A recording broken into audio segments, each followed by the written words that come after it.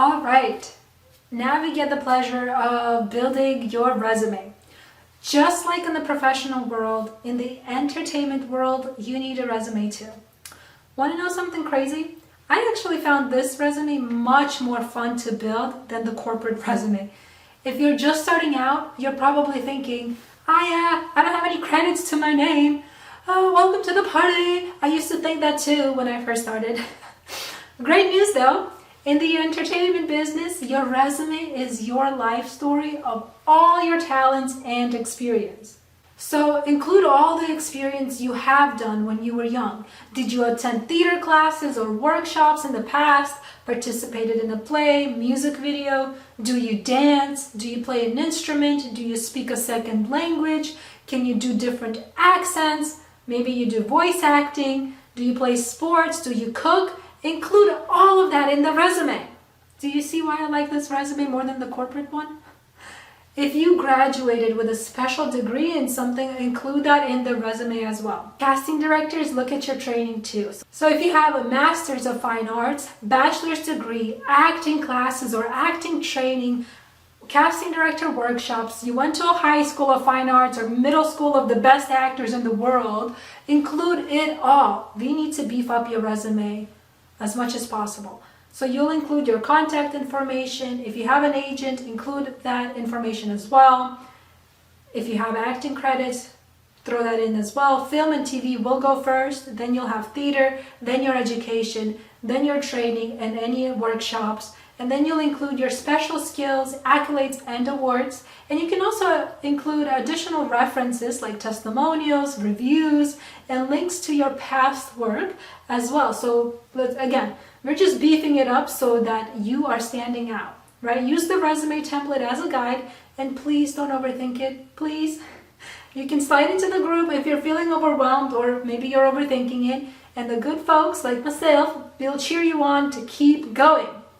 Rule of thumb is, if you do get an in-person audition, you will print your resume and use a double tape or staples to add your headshot to the back of the resume. So make sure that the resume is one page. Let me show you an example. So here's my resume from a while ago. Like, this is when I was just starting out with my non-professional headshot. And then I use double tape to tape my headshot, right? So we're also gonna include our name on the headshot so that not only do you have your name on the resume, but you also have your name on the headshot as well. The reason why is because casting directors, what they do is they'll place all the headshots. Sometimes they're not even looking at the resume. They'll just place the headshots, especially when it comes to the final stages of figuring out who they want to cast or maybe bring as a callback. They're just going to look at the headshot. So your name should definitely be somewhere here, okay?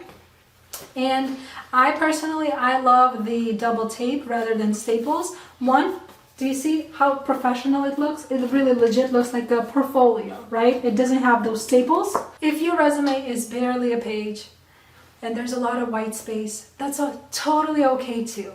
Like, seriously, it's okay. If you want, you can include a mini headshot on top, and when you're submitting your resume online, you know, you can do it that way. But the rule of thumb, traditionally, even if you have a lot of white space, that's okay. Maybe we can, share your resume with me for review. Maybe I can give you some suggestions. But another tip that you can do is you can add the font, make it a little bit higher, not too much so it, yells when a person looks at it, right? You don't want that. But yeah, you can play with the white space, and don't be scared of white space. White space is actually really good. It makes it look simple. Simplistic is actually cool. Busy, not so cool. Okay? So we'll work on getting more credits and experience to your resume soon. Come on, give yourself some kudos. You are on your journey to get work. All right? So get it. Feel free to use the template I included for you, and let me know if you come across any questions. You got this.